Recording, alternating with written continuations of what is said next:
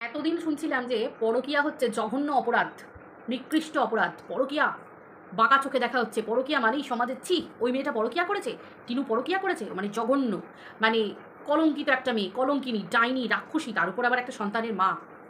কেন পরকীয়া করেছে, কী কারণে পরকীয়া করেছে সেটা বড় কথা নয়, বড় কথা হচ্ছে পরকীয়া করেছে।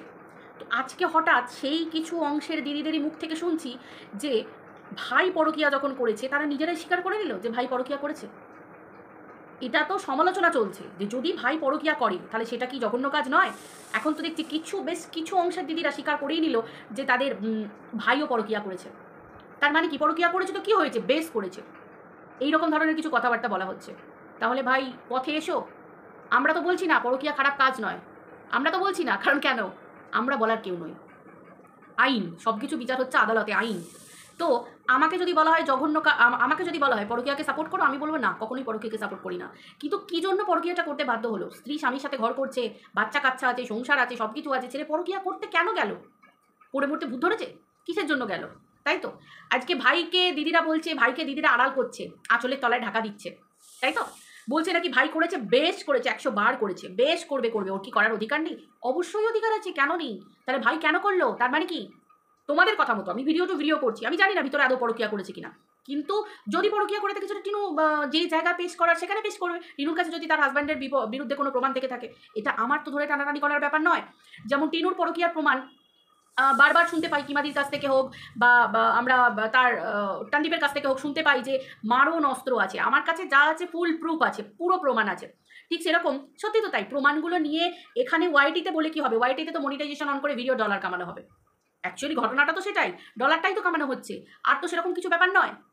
তো সেই জায়গায় দাঁড়িয়ে আজকে টিনু করলে, মানে কথায় হচ্ছে কি, টিনু করলে লীলা আর টানদীপ করলে কৃষ্ণলীলা, তাই তো এরকম একটা ব্যাপার চলে আসছে। ভাই আমি প্রথমেই বলেছিলাম, পরকীয়াকে তোমরা আদৌ মানে ঘেন্না করছো, নাকি টিনু করেছে বলে সেই জন্য টিনুকে আজকে বলছো?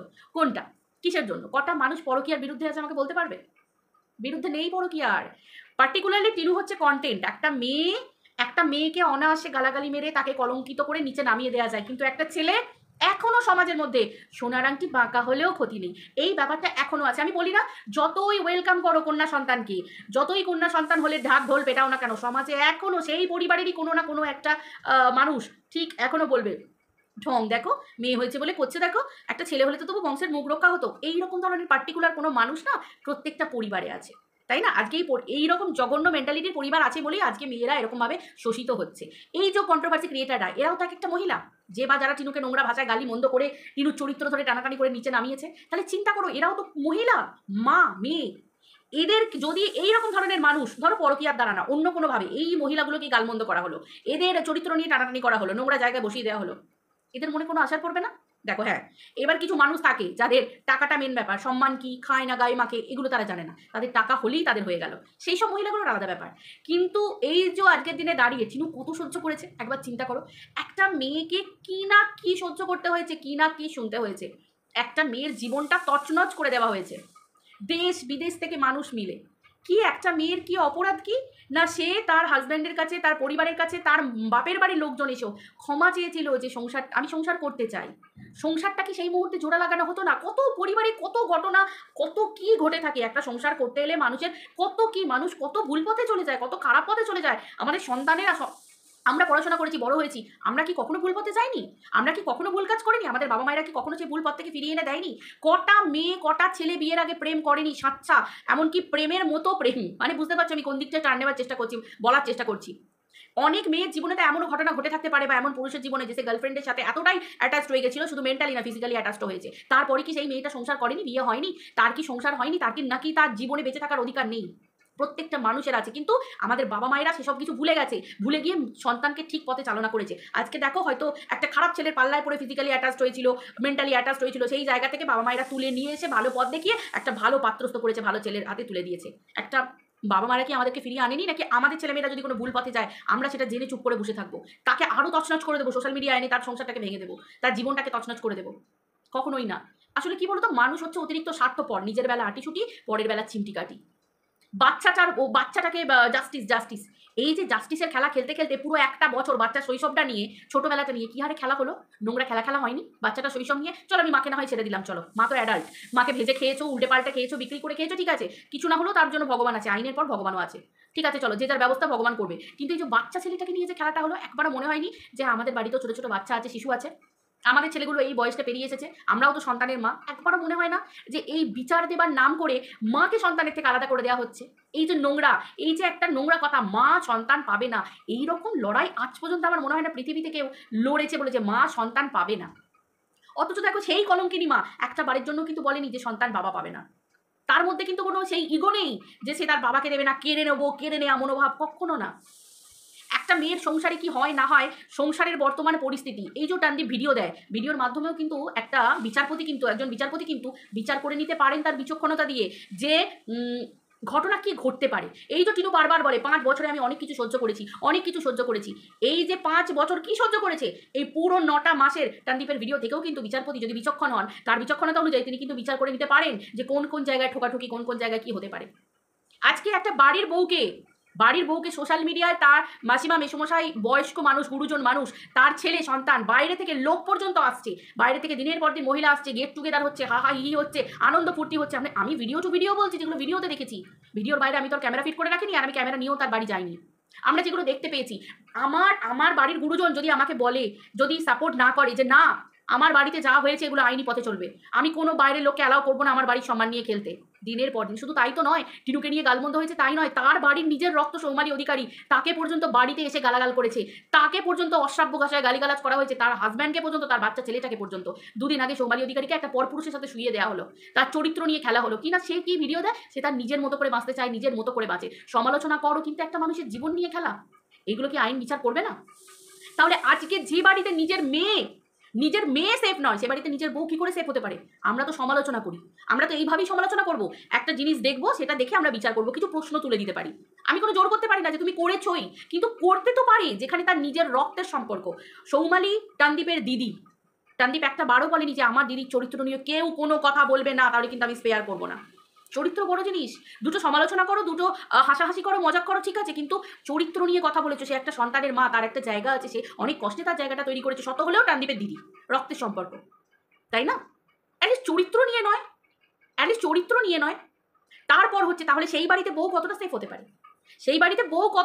বউ তো একটা পরের বাড়ির মেয়ে, নিজের মেয়ে যেখানে শেপ নয়, পরের বাড়ির মেয়ে কি করে শেপ হতে পারে? মাসিমা মেসোমশাই, গুরুজন মানুষ, তারা যদি গর্জে ওঠেন যে কে সাহস দিয়েছে তোকে, বা মাসিমা মেসোমশাই তো মাঝে মাঝে ক্যামেরার সামনে সবসময় আসছেন, মাসিমা মেসোমশাই সব শুনতেও পাচ্ছেন, মাসিমা মেসোমশাইয়ের পাশে এসে বাইরের একটা নোংরা মহিলা, সে নোংরা ভাষায় তার মেয়েকে, তার বৌমাকে গালিগালাজ করছে, মাসিমা সেগুলো চুপ করে মেনে নিচ্ছেন। সেই সময় মাসিমার বলা দরকার, আমি অনেক ছোট মাসিমার থেকে, আমি আমার সেই ক্ষমতা নেই মাসিমা মেসোমশাইকে কোনো ইয়ে করার, কিন্তু আমি প্রশ্নটা রাখতে পারি যে সেই জায়গায় মাসিমা মেসোমশাই যদি গর্জে উঠতেন যে না তুমি এই সব কথা বলবে না, তুমি এসেছো আমার বর্তমান হাল পরিস্থিতি দেখো, কিন্তু তুমি বিচার করার কেউ নও, আমার বাড়ির সম্মান আমার বাড়িতে থাকবে, সেই সময় কিন্তু মাসিমা গর্জে ওঠেননি, মাসিমা চুপ করেছিলেন। তাহলে এইগুলো থেকেও তো সমালোচনা করা যায়, বা এগুলোও তো সমালোচনার মধ্যে অনেক প্রশ্ন উঠবে, এগুলোও তো আইনের কাছে তুলে দেওয়া হবে, এগুলো তো আইন বিচার করবে, তাই না? আজকে কিছু মহিলারা বলছে, তারা আকারে ইঙ্গিতে স্বীকার করে নিচ্ছে যে কি না টানদীপ নাকি পরকীয়া করেছে।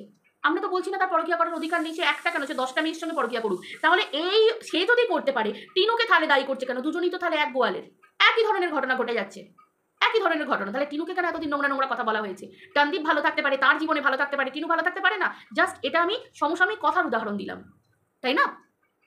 এই ঘটনাগুলো পর ঘটে আসছে। একটা মেয়েকে কম সহ্য করতে হয়নি, নোংরা গালাগাল, বাজে ভাষায় কথা বলা হয়েছে, তার পুরো পরিবারটাকে ছিঁড়ে খাওয়া হয়েছে।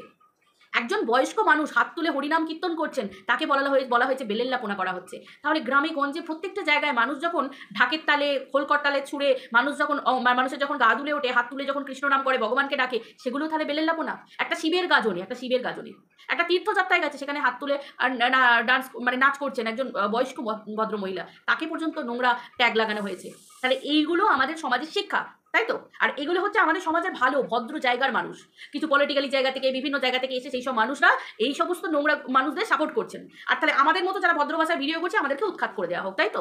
যারা সত্যি তুলে ধরে আনছি, যারা মানে সুন্দরভাবে সমালোচনা করছি, মানে ভিডিও টু ভিডিও কথা বলছি, আমাদেরকে উৎখাত করে দেওয়া হোক, তাই তো?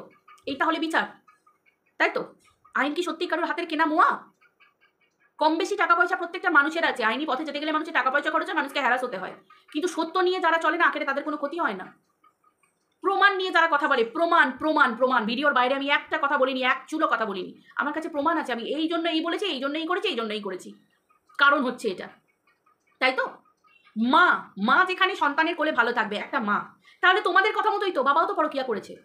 যেসব টানদীপের যেসব দিদিরা বলছো যে টানদীপও পরকিয়া করতে পারে, বেশ করেছে, সবাই বলছে না, কিছু কিছু জন বলছে যে বেশ করেছে, তাহলে বেশ যখন করেছে তাহলে টানদীপ তো পরকিয়া করেছে। টানদীপের পরিবেশে কি করে, যেখানে মা বোনকে ভালো করে গার্ড করা, সেফ, মা বোন সেফ নয়, মা বোন স্ত্রী এরা যারা সেফ নয় বাড়িতে, তারা কি করে? সেদিন একটা সেদিন ওইটুকু একটা বাচ্চা ছেলে সেদিন তার দাদুকে কি বললো, যে ভাত পাবে তখনই যখন কাজ করবে।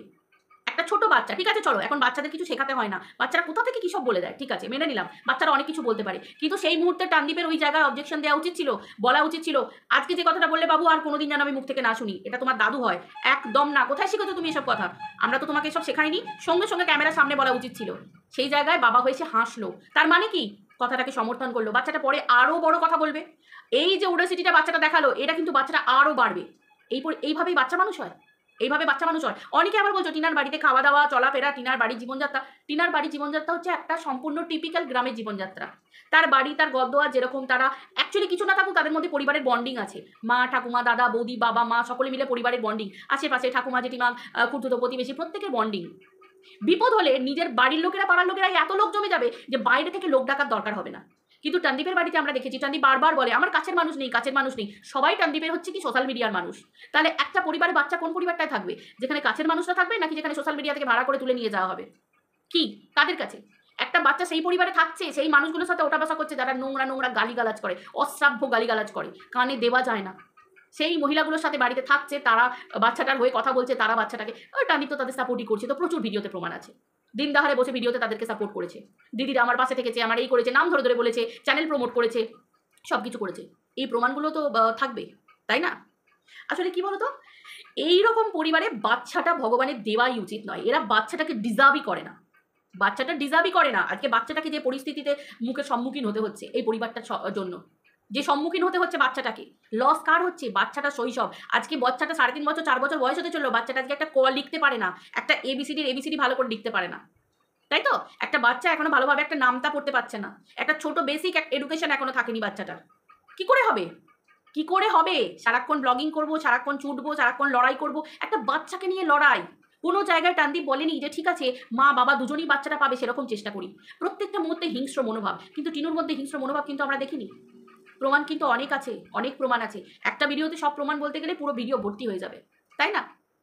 আবারও বলছি, কে কি করেছে, কোথাকার সিসিটিভি ফুটেজ কি না, আমি ডিটেলস কিছু বলবো না, আমি শুধু একটা কথাই বলবো, প্রমাণ প্রত্যেক পক্ষের কাছে আছে। টানদীপ যদি টিনুর কোনো আলাদা কোনো জায়গায় যদি সিসিটিভি ফুটেজ জোগাড় করতে পারে, যদি কোনো কিছু করতে পারে, টিনু নিশ্চয়ই হাত পা গুটিয়ে বসে থাকবে না, যেহেতু এটা একটা লড়াই কেস চলছে একটা আইনের কাছে, আইন প্রমাণ ছাড়া কথা বলে না, অতএব প্রমাণ কিন্তু দুতরফারই থাকে। একদল বলছে আমি জিতবই, যেত না, ভালো কথা তো, জেতা তো ভালো কথা, তো সেটা তো আদালতে লড়াই হবে, জিতে দেখাও, প্রমাণ তো সব আছে, টিনু চরিত্রহীন, কলঙ্কিনী, এই সেই নোংরা, ওদের পরিবার খারাপ, ওর বাবা মা খারাপ, ওর বাবা মার চরিত্র খারাপ, প্রমাণ করো, প্রমাণ করে লড়ো, অবশ্যই। বারবার এই যে আমরা জিতবো, জিতে দেখাও, এটাই তো আমরা চাই, যেত অবশ্যই, আমরাও দেখতে চাই আইনের বিচারটা কি, আমরা তো সাধারণ মানুষ, সমালোচনা করি, কন্ট্রোভার্সি ক্রিয়েটার, আমরাও তো দেখতে চাই, কিন্তু নিজের চ্যানেল গ্রো করবো বলে কখনই নোংরামো করবো না, আর একটা বাচ্চার জীবন নিয়ে খেলবো না। এখানে আমার অজান্তেই হয়তো একটা বাচ্চাকে নিয়ে হয়ে যাচ্ছে, কিছু করার নেই, কারণ যার বাবা সেফ রাখতে চাইছে, সিকিওর লাইফ লিড করাতে চাইছে বাচ্চাটাকে, সেই তো বাচ্চাটাকে কন্ট্রোভার্সির মুখে ঠেলে দিচ্ছে। আজকে চাইল্ড লাইনের তরফ থেকে নিশ্চয়ই হয়তো কোনো ইয়ে আছে, তার জন্য বাচ্চাটাকে এখন দেখানো হচ্ছে না। সত্যিই কি বাচ্চাটাকে মায়ের জন্য দেখানো হতো? সত্যি থাক না, এগুলো না হয় আদালতে বিচার করবে, আমরা বিচার করার কি, আমি একটু সামান্য তুলে ধরবো মানুষের কাছে, বাকিটা আদালত বিচার করবে, আমি তো বিচার করার কেউ নই, আমি মনিটাইজেশন অন করে ভিডিও করবো, আমার চ্যানেল গ্রো হবে, আমার চ্যানেলে ভিডিওতে ভিউজ আসবে, এই তো সিম্পল কথা। তো চলো সবাই খুব ভালো থেকো, আজকের ভিডিওটা এই পর্যন্ত, আবার দেখা হচ্ছে নতুন ভিডিওতে, আরও অনেক কিছু জানতে পারবে, আর আমি এইভাবে ভিডিও করবো, এইভাবেই যতটুকু পারবো তোমাদের সাথে শেয়ার করবো। চলো টাটা, বাই, সবাই ভালো থেকো।